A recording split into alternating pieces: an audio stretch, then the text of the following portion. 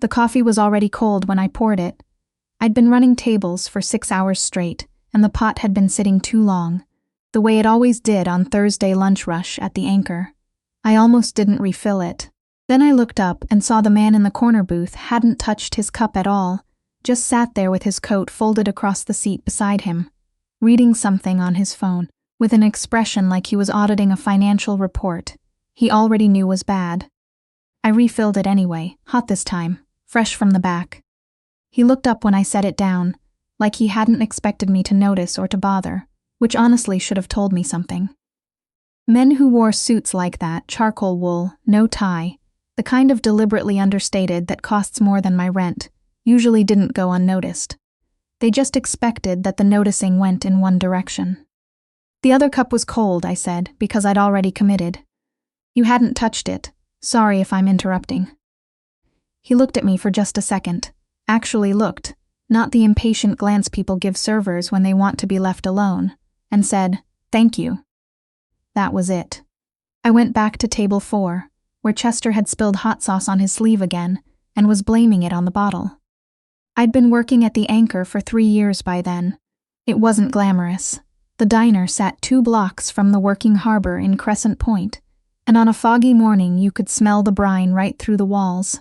The floor was black and white hex tile, the kind that shows every scuff. The counterstools had been reupholstered twice in my time there, both times in slightly the wrong shade of red. Dee kept a corkboard by the register covered in photos, regulars going back 20 years, birthday parties, fishing boats named after grandkids. Dee Holcomb had run the Anchor for longer than I'd been alive. She was 63, walked with a slight hitch in her left hip, and had an opinion about everything, delivered in the same flat, affectionate tone, whether she was complimenting your haircut or telling you your life choices were heading off a cliff. She'd hired me off a handwritten note I'd stuck to her door during a lunch rush when her regular girl didn't show. She'd said I had good instincts and steady hands. She paid fair for what she could afford. I stayed because I needed the job. Then I stayed because I wanted to be there. There's a difference, and not enough people get to find out which one they're in. The man in the corner, I didn't know his name yet, ordered a club sandwich at 11:45 and was still there at 2. He wasn't working the whole time. At some point I noticed he'd put his phone away and was just watching the room, not in a creepy way. More like someone trying to remember what it felt like to be somewhere unhurried. That was when I knocked the coffee into his lap. I was carrying the pot back from Chester's table, not watching where I turned, and my hip caught the edge of the sugar caddy, which knocked my elbow, which tipped the pot. A thin, dark stream of fresh coffee hit the edge of his sleeve and splashed across his thigh. Not scalding, thank God, but definitely not nothing. I was already apologizing before I'd fully registered what happened. Then I looked at his face. He looked so genuinely, completely startled. Like the concept of something going unexpectedly wrong in his immediate environment had not occurred to him as a real possibility. It was so at odds with everything about him, the composure, the expensive coat, the phone he'd been reading like he was running 3 things at once in his head, that I laughed. One short, involuntary sound before my hand flew to my mouth. "I'm so sorry," I said immediately. "I don't know why I did that. That was terrible of me." "Which part?" he said carefully. "The spilling or the laughing?" "Both. Mostly the laughing. I was already grabbing napkins from the dispenser. It's just, you looked so surprised. I've never seen anyone in a suit look that caught off guard before. They usually go straight to irritated." "I'm not irritated." "You should be. That's going to stain." He looked down at his sleeve, then back at me, and something shifted in his expression. Not a smile exactly, more like the idea of one, moving behind his eyes before he'd decided whether to let it out. "I have others," he said. I stood there with a fistful of paper napkins and had the strange feeling I was, in the middle of something I didn't have a name for yet. I got him a club soda and blotted what I could. I comped his lunch. Dee raised an eyebrow from behind the counter, and I mouthed I'll explain later. He left a 50 on a $12 tab and was gone before I could say anything else. I thought about him on the bus home. I thought about the way he'd said, "I have others." So matter of fact, like it was meant to be reassuring rather than a show of money.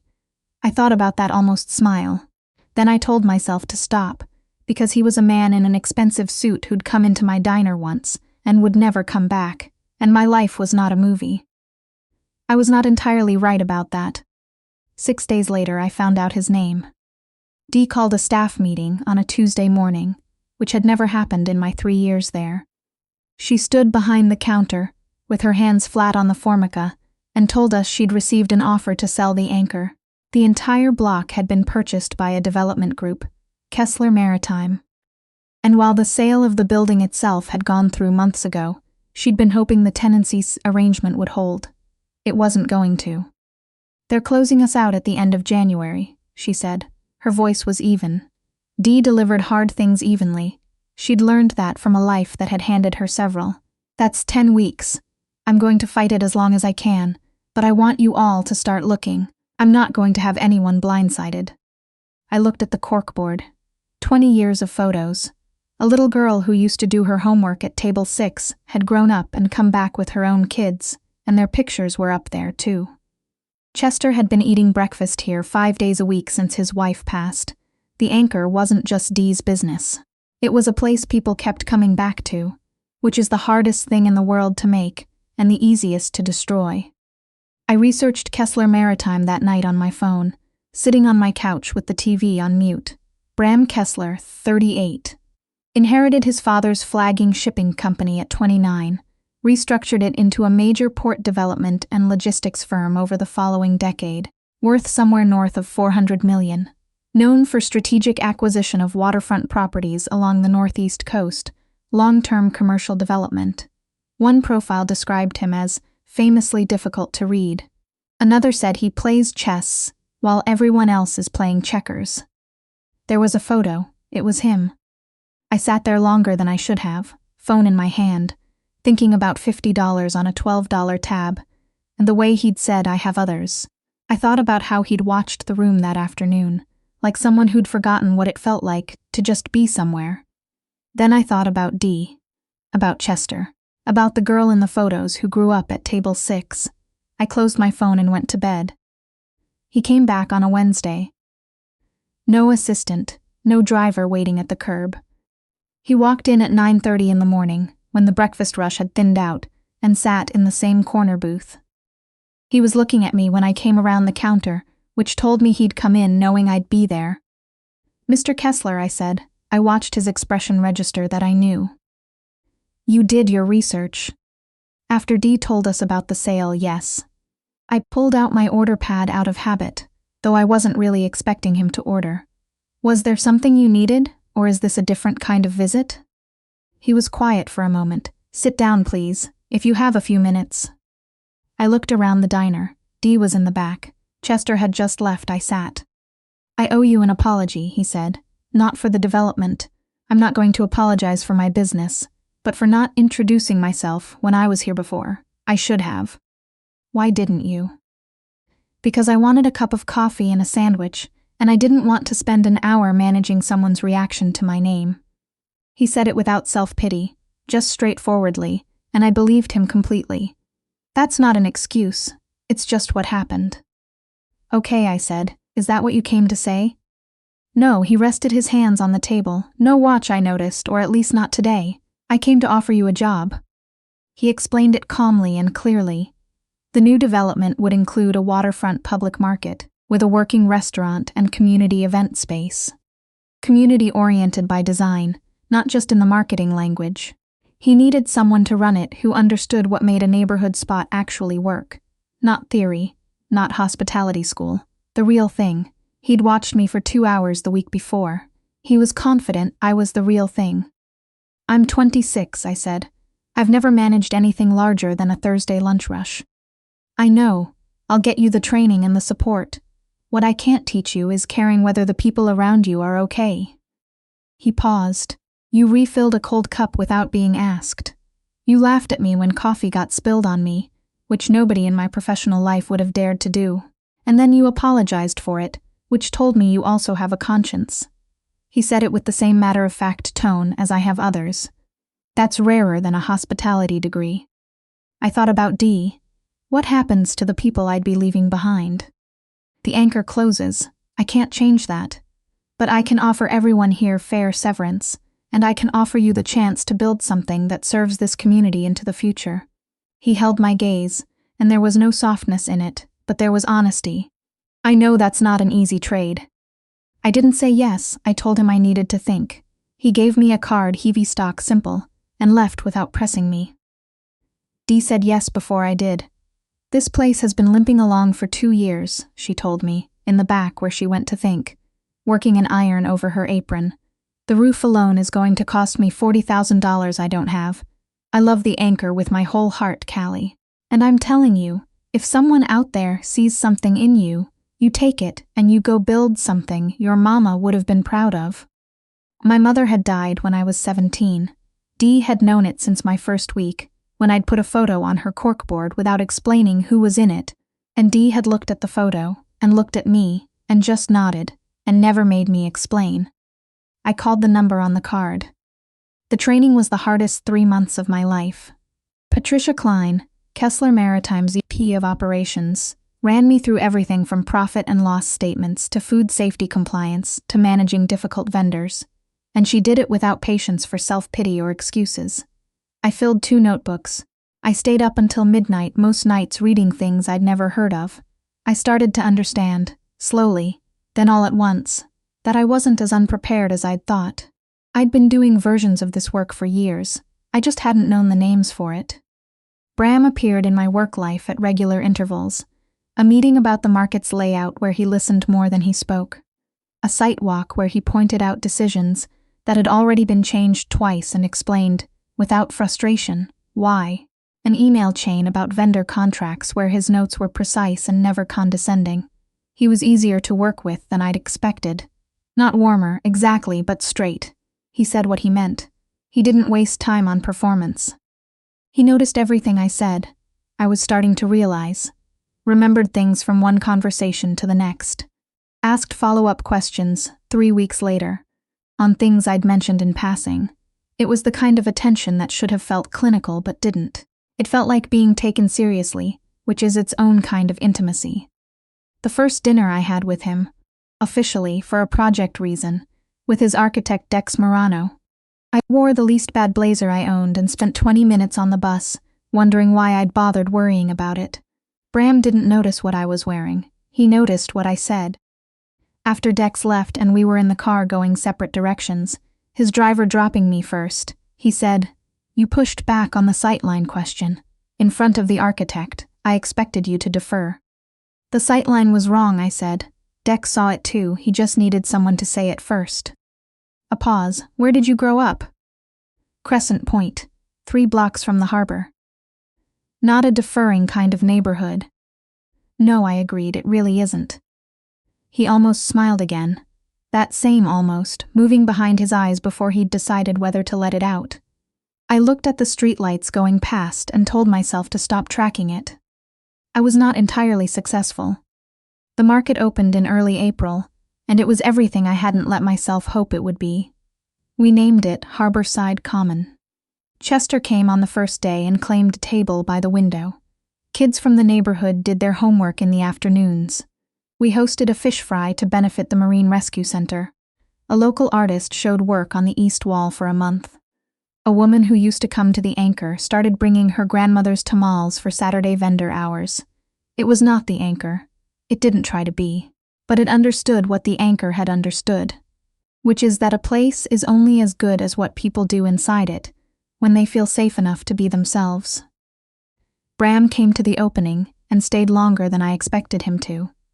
At closing time, when the last vendors were packing up and I was doing the inventory count, I turned around and he was still there, sitting at a corner table with his jacket off, watching me work. "You should be proud of this," he said. "We built it together," I said, which was true. He looked at me for a long moment. "I need to tell you something, before it becomes relevant in a way I can't control." The name Victor Orlov was not in any news article I could have found. That was deliberate. He'd spent 15 years making sure of it. Bram told me everything that evening, slowly and without softening it. When he'd taken over his father's company, it had been near insolvent. He'd needed capital fast. He'd accepted an investment from Orlov's fund, ostensibly a private equity vehicle, actually a vehicle for moving money through legitimate-looking assets. He'd known at the time that Orlov operated in gray zones. He'd told himself it was one deal, temporary, necessary. He'd paid it back within 2 years, with interest, and walked away clean. "But you don't walk away from Orlov," Bram said. "Not the way you think you do. He lets you believe you're out, and then he waits until you have something to lose." "Me," I said, not a question. 3 days ago, someone went through your car, left your registration on the seat, folded differently than you'd left it. A message. Nothing violent, just we know where she is." I sat very still. Outside, the harbor lights moved on the water. "I should have told you sooner. I was handling it through security channels, and I thought I could protect you without disrupting your life." He stopped. "That was arrogant, and I'm sorry." I thought about the car. I drove a 2019 Civic with a dented rear bumper from a parking lot 2 years ago. The idea of someone going through it, touching my things, making note of where I was, it landed in my chest like a stone. "What does he want?" I asked. "A favor. Legitimizing a property acquisition through my firm's licensing relationships. It's not violent, it's just illegal, and it would pull me back into exactly the world I left." He looked at his hands. "I won't do it." "Then what?" "Then I make it so there's nothing left to threaten." He was quiet for a moment. "There's a federal investigation into Orlov's network that's been building for 2 years. They've been trying to find a witness close enough to the financials to give them what they need. I've had preliminary conversations with them since last fall." He looked up at me. "If I cooperate fully, I expose my own involvement. Even peripheral, even clean. It goes on record. I face penalties, significant financial ones. I might lose federal contracts for a period. The company survives, but it comes out smaller, and it gets scrutinized for years. And Orlov gets arrested with evidence that sticks." I looked at him across the table. He looked back. No performance in it. Just 2 people in a room where the stakes had been laid out plainly. "You've already decided," I said. "I decided before tonight. I wanted you to know why before it becomes public." He paused. "I also wanted to give you the choice to step back from this, from the market, from me. It's going to get messy. Your name might come up in ways that are uncomfortable. I wouldn't blame you for putting distance between yourself and the situation." I thought about the $50 bill on a $12 tab. About him sitting alone in my diner, watching a room he hadn't meant to actually see. About I'm not irritated, which was the most human thing anyone in an expensive suit had ever said to me. "You're not going to scare me off by having integrity," I said. "That's not how this works." Something moved across his face. Not the almost smile, the actual one, brief, unguarded, transforming him so completely I had to look down at my clipboard to collect myself. "Callie," he said, "just my name. No title, no preamble. The way you say someone's name when you're not trying to say anything else at all." "Yeah," I said. "Thank you." The following 7 months were hard in the practical way, not the dramatic way. Bram's cooperation with the federal investigation became public in late May, and the coverage was what I'd expected. Business press picked it up quickly, some of it fair, some of it not. Kessler Maritime's stock dropped then stabilized. 3 federal contracts were suspended pending review. There were lawyers everywhere, constantly. I kept running Harborside Common. I hired carefully, showed up early, learned something new every week. When a reporter called wanting a comment about Kessler Maritime, I said we were focused on the community and weren't available to comment on legal matters, which Patricia later told me was exactly right. Bram and I talked when we could, which was not as often as I wanted, and more often than was strictly professional. Phone calls that started about vendor contracts and ended somewhere else entirely. A Sunday afternoon, where he showed up just before closing with coffee from a cart 2 blocks away. The good kind, not the office kind, and sat on the loading dock while I finished the end-of-week count, talking for 2 hours about nothing that mattered and everything that did. Tamsin Price, his head of legal, made no secret of the fact that she didn't trust me. She was sharp, thorough, and deeply skeptical of anyone whose resume included 3 years of diner work and nothing above it. She reviewed every contract I signed twice. She asked pointed questions in meetings that I had to be prepared to answer clearly, or she'd ask them again. I understood it. She was protecting the company, and she'd earned the right to be cautious, but it wore on me. The thing that shifted it happened at a board review in September.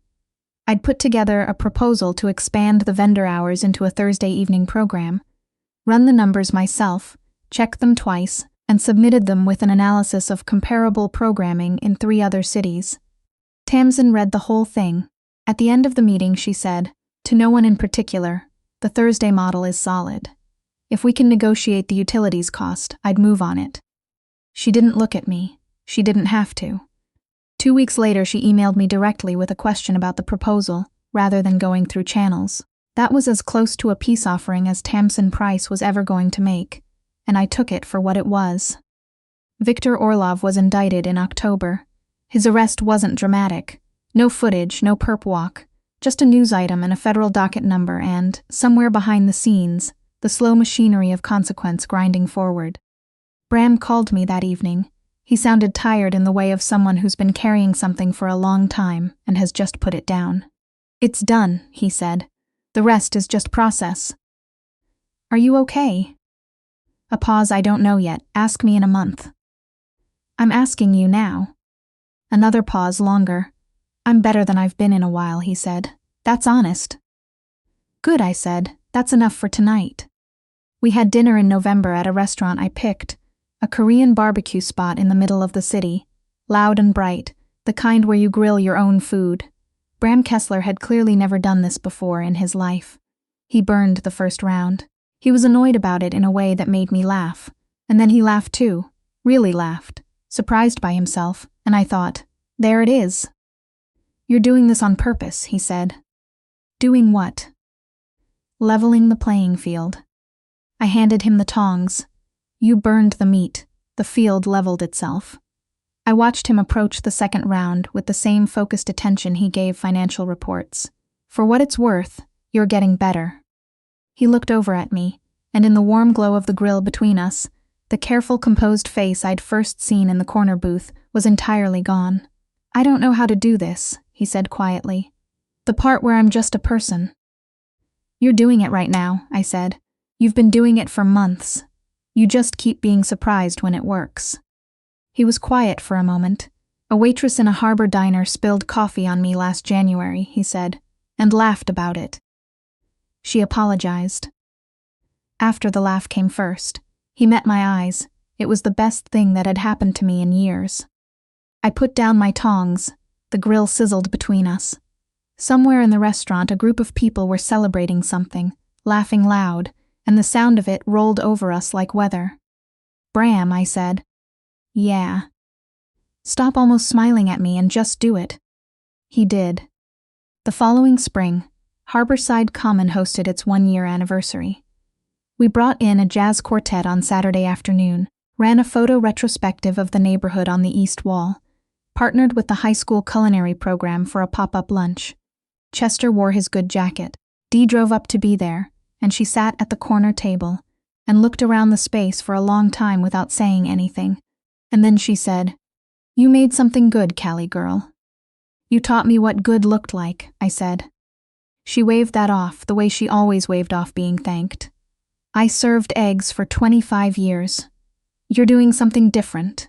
She looked across the room to where Bram was talking to Dex about the second-floor expansion plans, and then she looked back at me. "That one's serious about you." "I know," I said. "You serious about him?" I watched him across the room. He was listening more than he was talking, the way he always did when he actually cared about what someone was saying. Dex was pointing at something on a tablet, and Bram was nodding, and then he looked up, not at anything, just one of those idle glances, and caught my eye from across the room. He held it for a moment, then he turned back to Dex. "Yeah," I said, "I'm serious about him." Dee nodded, satisfied, and flagged down one of my staff to ask for a coffee refill, which made me feel, for a complicated moment, exactly like where I'd started and nowhere near it at the same time. Later, after closing, Bram helped me stack chairs the way he always did now, without asking, without comment, just showing up and being useful. When we'd done the last table, he sat on the edge of it and looked at me the way he'd looked at me that first afternoon in the corner booth, when he thought I wasn't watching. "What?" I said. "You asked me once if I was okay, back in October after Orlov." "I remember. I told you I'd let you know in a month." He was quiet for a moment. "I'm letting you know now." I waited. "I'm okay," he said. "For the first time in a long time, I think I actually mean that." I crossed the room and sat beside him on the table edge, our shoulders touching, looking out at the empty market. The clean tables, the vendor sign still up from the afternoon, the east wall full of neighborhood photographs, including now a picture of Dee, behind the counter at the old Anchor, that she'd given me on a note card at Christmas. Outside, the harbor moved in the dark, the same harbor it had always been, salt and cold and older than any of us. Inside, something new had taken root in the space where something old had ended, the way things do when the people tending them actually care what grows. I'd knocked coffee into a stranger's lap and laughed about it before I could stop myself, and none of that had been on purpose. None of it had been planned. But it had cracked something open in both of us that neither of us had known was sealed shut. Some things start as accidents, then you look back and can't imagine how they could have started any other way.